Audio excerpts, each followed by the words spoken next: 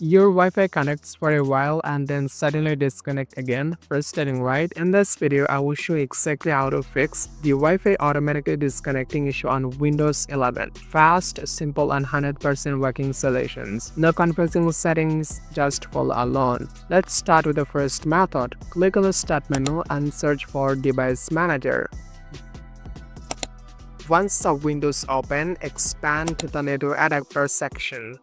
Find your Wi-Fi adapter. Usually it says Intel Realtek or something similar. Now right-click on it and select Update Drivers. Then click Search automatically for drivers. Windows will now search and install any available updates for your Wi-Fi adapter. Outdated or buggy drivers are often the main reasons your Wi-Fi keeps disconnecting. Again, in the Device Manager, right-click on your Wi-Fi adapter and select Properties.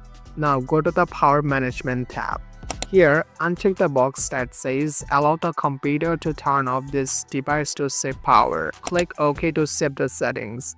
The settings can automatically disable your Wi-Fi to save battery, especially on laptops, and that causes connection drops. Turning it off helps keep the connection stable. Once done, restart your PC and see if that solved the issue. Still having issues? Let's move to final method. Click on the Start button and search for Command Prompt. Right-click on it and choose Run as Administrator.